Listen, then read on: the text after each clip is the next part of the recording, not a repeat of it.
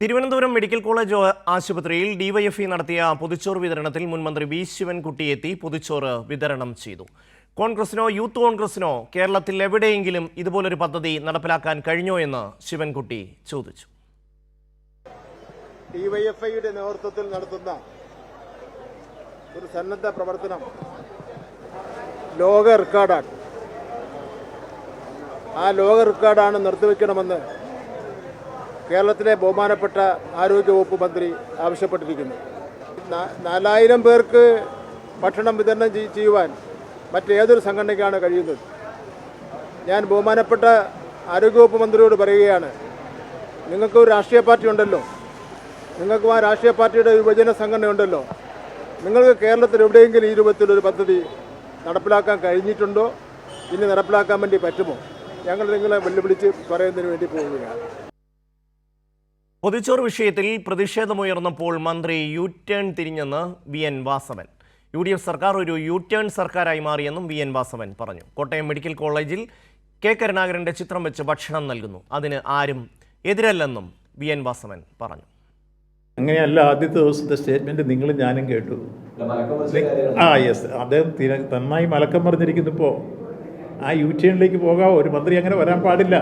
അദ്ദേഹം നാട് ഭരിക്കുന്ന കേരളത്തിലെ 3.5 കോടിയിൽ പരം വരുന്ന ജനതയുടെ സാമ്പത്തികവും സാമൂഹികവും സാംസ്കാരികമായ ഉയർച്ചയ്ക്ക് വേണ്ടി പ്രവർത്തിക്കാൻ പ്രതിജ്ഞാബദ്ധനായ ഒരു മന്ത്രിയാണ്.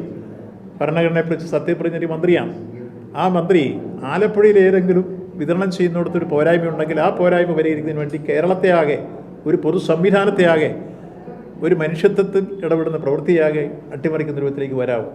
ബഹുമാനായ ആരോഗ്യവകുപ്പ് മന്ത്രിയുടെ പിതാവിൻ്റെ പേരിൽ ജില്ലാ ആശുപത്രിയിൽ ഒരു ചാരിറ്റബിൾ സംഘടനയും കൊണ്ടു കൊടുക്കുന്നുണ്ട് ഭക്ഷണം. അവർ ബോർഡും വെച്ചാൽ കൊടുക്കുന്നത്, പടവും വെച്ചാൽ കൊടുക്കുന്നത്. അപ്പോൾ ഏതെങ്കിലും ഒരു സംഘടന അങ്ങനെ വരുന്നു കൊടുക്കുന്നതിനെ സംബന്ധിച്ച് ആരെങ്കിലും എതിർപ്പ്, ഏതെങ്കിലും രോഗികളോ വാങ്ങുന്നവരോ പറഞ്ഞിട്ടുണ്ട്? ഒരു ഘട്ടങ്ങളാണോ? അപ്പോൾ ഒന്ന് പറയുക, മറ്റൊന്ന് പ്രവർത്തിക്കുക. ഈ രൂപത്തിലേക്ക് പോയിക്കൊണ്ടിരിക്കുക.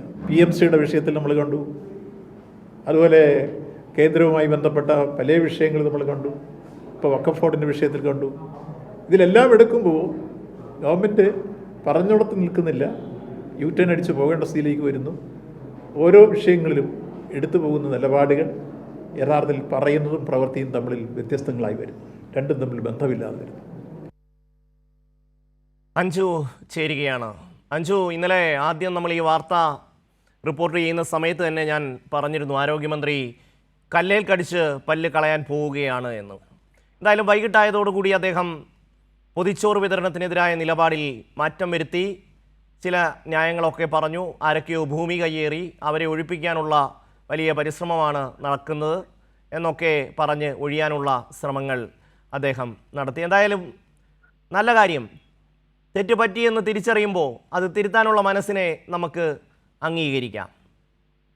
കാരണം 50,000-ഓളം വിശക്കുന്ന മനുഷ്യരുടെ വിശപ്പാണ് ഡിവൈഎഫ്ഐ ഹൃദയപൂർവ്വം പൊതിച്ചോറിലൂടെ ഒരു ദിവസം അതിനത്രയെങ്കിലും പരിഹാരം കാണാൻ ശ്രമിക്കുന്നത്.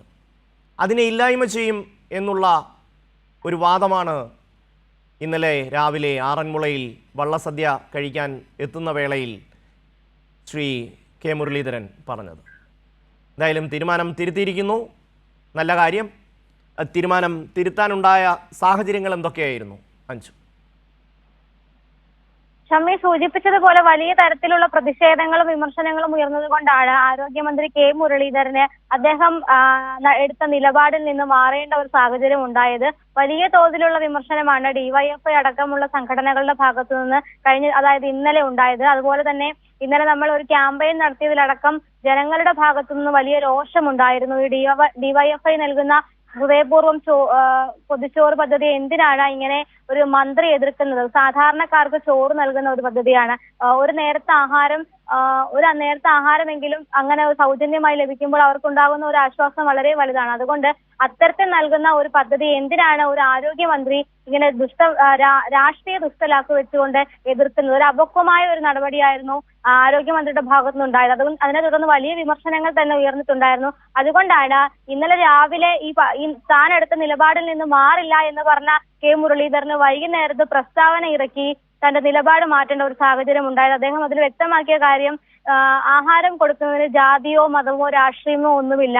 ഏതെങ്കിലും രാഷ്ട്രീയ സംഘടന ആഹാരം കൊടുക്കുന്നതിന് സർക്കാർ എതിരുമല്ല എന്നുള്ള കാര്യമാണ് അദ്ദേഹം പ്രസ്താവനയിലൂടെ വ്യക്തമാക്കിയത്. പക്ഷെ അദ്ദേഹം അതിൽ കൂട്ടിച്ചേർത്ത കാര്യമെന്ന് പറഞ്ഞത്, ഞാൻ പറഞ്ഞത് ആലപ്പുഴയിലെ മാത്രം കാര്യമാണ്. ആലപ്പുഴയിൽ മാത്രം ഇത്തരത്തിൽ ഭൂമി കയ്യേറി സംഘടനകൾ ആഹാരം നൽകുന്നു എന്ന പരാതികളൊക്കെ ലഭിച്ചു എന്നുള്ള രീതിയിലാണ് ഞാൻ ആ കാര്യം പറഞ്ഞത് എന്നാണ് മുരളീധരൻ ന്യായീകരിക്കാൻ ശ്രമിച്ചത്. പക്ഷേ അങ്ങനെ അദ്ദേഹം അതായിരുന്നില്ല പറഞ്ഞത്. കേരളത്തിലുടനീളം ഡിവൈഎഫ്ഐ നൽകുന്ന ഈ ഹൃദയപൂർവ്വം പദ്ധതിയെ എതിർക്കാനുള്ള ഒരു ശ്രമമായിരുന്നു ആരോഗ്യമന്ത്രി കെ മുരളീധരന്റെ ഭാഗത്തുനിന്നുണ്ടായത്. പക്ഷേ അതിൽ വലിയ രീതിയിലുള്ള എതിർപ്പ് ഉണ്ടായിരുന്നു. അകശികാന്തം വലിയ രീതിയിലുള്ള എതിർപ്പ് നേതാക്കളിൽ നിന്നും ജനങ്ങളിൽ നിന്നും ഉണ്ടായതോടുകൂടി തന്നെ ആരോഗ്യമന്ത്രിക്ക് അതിൽ നിന്ന് മലക്കം മറിയേണ്ട ഒരു സാഹചര്യം ഉണ്ടായി. അങ്ങനെയാണ് അദ്ദേഹം ആ കാര്യത്തിൽ നിന്ന് ഒരു മലക്കം പറയുന്ന ഒരു സമീപനം ഉണ്ടാകുന്നത്. അതിൽ നിന്ന് ഒരു പ്രതികരണം നമുക്ക് ഇന്നാണ് മാധ്യമങ്ങൾക്ക് അദ്ദേഹം തന്നത്. ആ പ്രതികരണത്തിൽ നിന്ന് നമ്മൾ മനസ്സിലാക്കിയതും അദ്ദേഹം ആലപ്പുഴയിൽ മാത്രമാണ് ഇത്തരത്തിൽ കമ്മ്യൂണിറ്റി കിച്ചൺ അടക്കം കൊണ്ടുവരാൻ ഞങ്ങൾ തീരുമാനിച്ചത് എന്ന കാര്യമാണ് ഞാൻ പറഞ്ഞത്. പക്ഷേ അത് അങ്ങനെയല്ല നിങ്ങൾ എടുത്തത്